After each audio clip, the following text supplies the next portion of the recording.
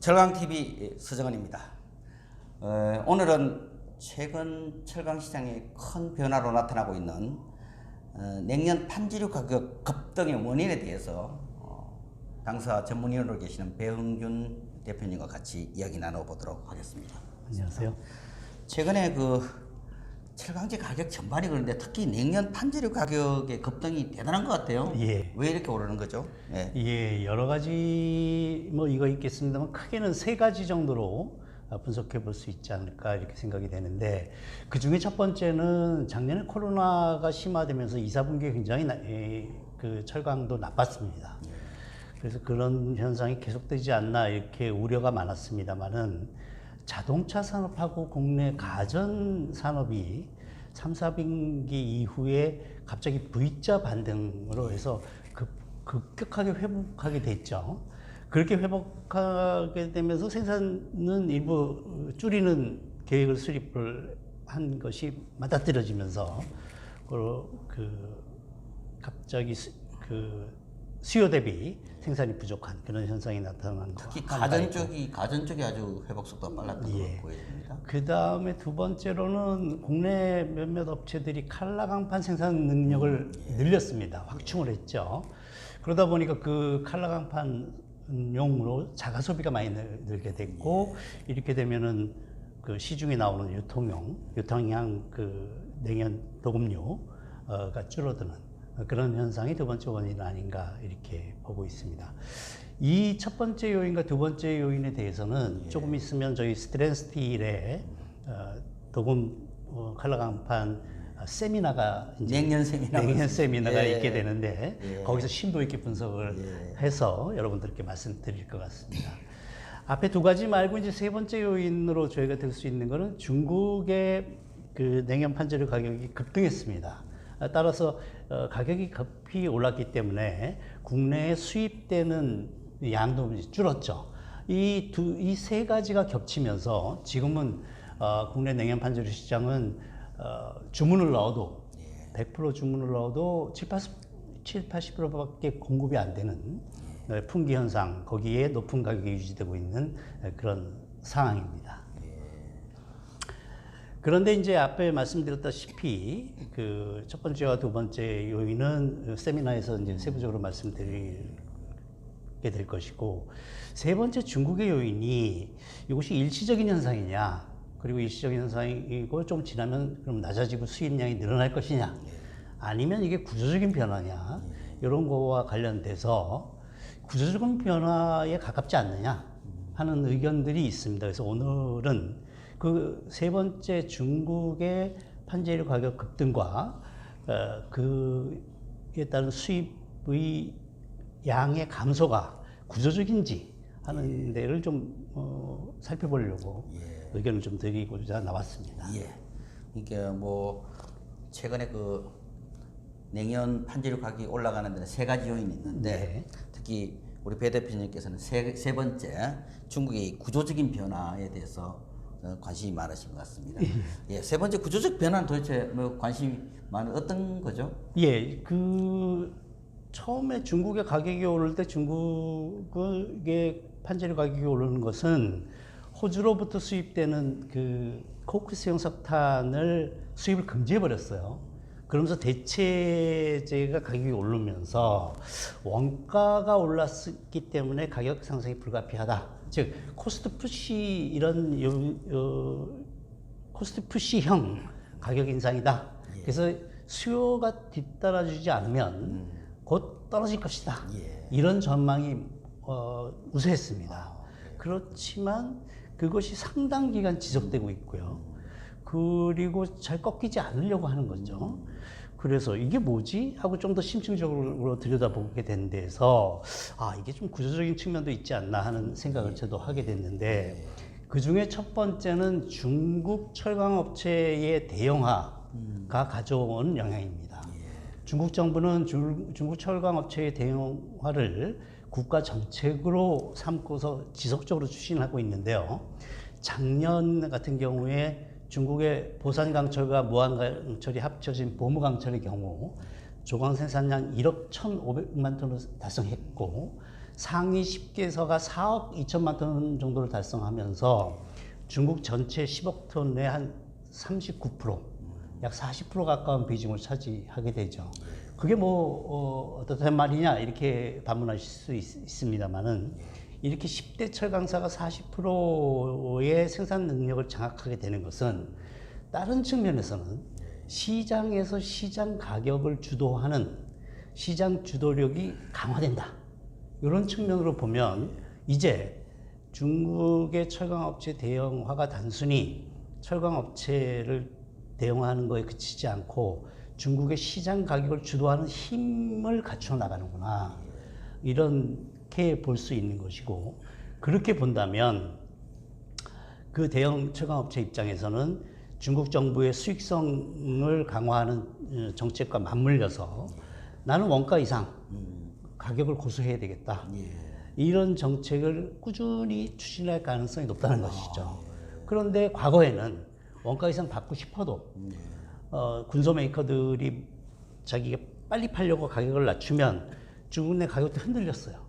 그러면 자기도 따라서 낮춰야 되는 그런 그 악순환이 있었습니다만 이제는 자기네 산하 그 업체들에게 가격을 지켜라 이렇게 지시하는 것이 시장에서 웬만한 저항에는 흔들리지 않는 그런 힘을 가지게 된 거 아니냐. 그렇다면 지금부터 중국의 가격은 상당 기간 자기들 원가 이상은 지키려고 하는 노력을 할 것이다. 그러면 이게 일종의 과거와는 다른 구조 변화 아니냐 이렇게 생각을 해볼 수 있겠습니다. 예, 매우 아주 흥미로운 분석 같습니다. 분석하고 특히 중국 기업의 대형화가 결국 시장 지배력으로 연결되면서 제가 볼 때는 원가 상승 요인이나 이런 것들을 반영할 수 있는 힘이 커지고 그리고 그것이 지금의 가격 상승에도 적지 않은 하나의 원인이 될 수 있다 이런 이제 말씀이시고요. 그렇습니다. 특히 그 중에 이제 우리 한국 시장은 거의 지금 상당히 중국 시장에 편입된 상태이기 때문에 그 영향을 그대로 받지 않을 수 없는 그런 상황이겠군요. 예. 한국 시장과 관련된 영향은 조금 뒤에 말씀드리기로 하고 제가 그 몇 년 전에 사실은 세계 철강산업 구조조정의 역사와 현주소라는 책을 번역을 한번 해본 적이 있는데 그 책의 맨 말미 부분에도 주요 시장, 철강 수요 시장을 중심으로 해서 1억 톤가량의 철강업체가 탄생할 것이라고 하는 그런 전망이 나옵니다. 근데 저는 번역하면서도 이게 무슨 뜻인가 그때는 아주 그 깊은 의미를 생각하지 살펴볼 수가 없었는데 이번에 중국 정부가 주도하면서 1억 톤 이상의 그 철강업체가 그냥 단순히 1억 톤 이상이 되는 것이 중요한 게 아니라 그들이 가지는 시장의 가격 지배력, 가격 통제력 이게 커진다는 측면에서 볼 때 그때 그 책의 전망 부분이 그냥 놔두어도 결국 잘 되는 업체와 못 되는 업체가 가격 경쟁을 하다가 결국은 합병하게 되면 시장 가격을 지키는 쪽으로 몸을 불리면서 그런 쪽으로 간다는 전망이구나 하는 걸 이제 새삼 깨닫게 되면서 그런 뜻이었구나 하고 저도 끄떡끄떡하게 되고요. 더더군다나 중국은 정부가 이렇게 대응을 추진했다는 측면에서 중국 정부가 과연 이런 것까지 감안하고 정책을 입안하고 시행하느냐 그렇다면 굉장히 무서운 나라다 그런 느낌도 좀 받았고 한 나라의 산업 정책이 굉장히 중요하다는 그런 그 교훈도 새삼스럽게 얻게 됐습니다. 굉장히 새로운 시각이신 것 같은데 저는 사실 이 철강 회사에서의 규모와 지배력의 힘 여기에 대해서 좀 평소에 제가 좀 관심이 많은 그러셨죠. 그 부분에 대한 아주 명쾌한 설명이신 것 같습니다. 그렇다면 이런 그 대형화 외에도 또 다른 어떤 구조적인 변화 부분 어떤 게 있을 수 있습니까? 그 대형화 과정에서 사실은 보산강철도 일본의 신일본제철이나 우리나라의 포스코처럼 하코이를 중심으로 하는 판재료 상공정을 먼저 투자하고 냉연이나 아연도금 이런 쪽에 그 하공정은 좀 뒤에 투자하는 그런 경향이 있어서 과거에는 상공정이 좀 많고 하공정이 작았던 그런 시대가 있었는데 흡수합병을 통해서 대형화되면서 상공정과 하공정의 밸런스가 어느 정도 맞아가는 그런 그 철강 회사가 돼가는 측면이 나타났습니다. 근데 요렇게 되면서 이제 상공정의 제품이거나 하공정의 제품이 어느 정도 볼륨이 비슷해지니까 이쪽에서도 수익이 나야 되지만 하공정에서도 수익이 나야 된다. 그러면 이쪽 상공정의 원료를 갖다 쓰는 이 공정이 거칠 때마다에 들어가는 원가를 저희가 컨버전 코스트라고 얘기를 하는데, 이 컨버전 코스트 이상은 가격을 지켜야 되겠다. 이런 정책을 펼치고 있는 것으로 보여지고, 그렇다면 앞으로 우리나라에 수출될 그 핫코일부터 냉연, 아연도, 칼라 이런 그 공정을 거친 하공정 제품의 가격 격차가 과거보다는 롤마진, 그러니까 원가를 어느 정도 지켜주는 정도의 갭이 생기지 않을까.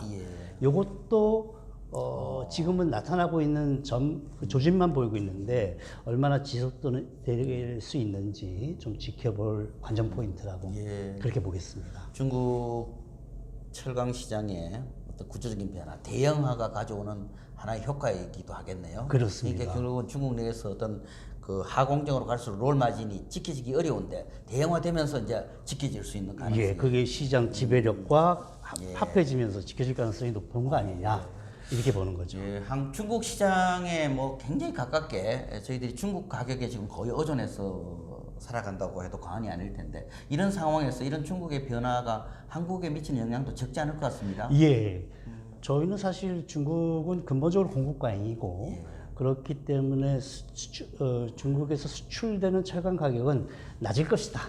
그럼 저가로 우리가 살 수 있을 것이다. 늘 저가라고 이야기해 왔죠. 이렇게 이런 이론이 있었고, 또 실제로 상당 기간 그런 낮은 가격으로 수입을 하면서 그 수입 제품의 비중이 뭐 작게는 20-30%에서 40-50%까지 되는 품목이 있을 정도로 많이 의존하고 있었죠.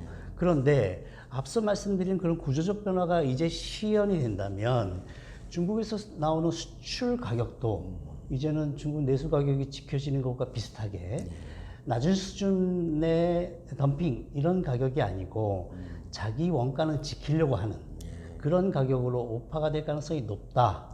이렇게 전망이 되는 거죠. 그렇다면 그동안 수입 제품에 의존했던 산업들, 수요 산업들은 이제 고민에 빠지게 되는 그런 대목인 것 같습니다. 그러니까 저가 중국산 수입제라는 단어가 좀 앞으로 좀 어려울지 이제는 의미가 없는 것 같습니다. 그렇게 되면은 언제 얼마만큼을 사야지? 그래야 자기도 그 원가를 절감할 수 있는데, 지금보다는 훨씬 더 중국의 가격 변화에 민첩하게 대응하지 아니하면 잘못하면 시기를 놓쳐서 원가 손실을 많이 볼 수 있는 가능성이 높아진 것이죠. 그 다음에 수요 산업으로 입장에서 보면 우리나라의 건설공사나 이런 데에 납품을 할 때 그 낮은 원가를 가지고 공사 원가를 계산해 가지고는 이제는 수익성이 안 맞는다. 그러면 제대로 된 그 원가 계산을 해서 입찰을 하거나 공사 프로젝트를 진행해야지. 그렇지 않으면 잘못하면 과거의 것이 지속된다고 생각된다면 낭패를 볼 수도 있다. 그런 측면에서 우리나라 산업, 철강 산업뿐만 아니라 철강 수요 산업 전체가 중국의 가격 이런 구조적 변화가 과연 진짜 구조적 변화인 것인지, 그리고 상당 기간 지속될 것인지 예의주시할 필요가 있다고 생각이 됩니다. 만약에 구조적인 것이라면 우리도 대응 방안과 전략을 세워야 됩니다. 그리고 그렇지 않으면 과거처럼 낮은 가격을 기대했다가는 우리 스스로의 경쟁력이 낮아질 가능성이 높은 것이지요.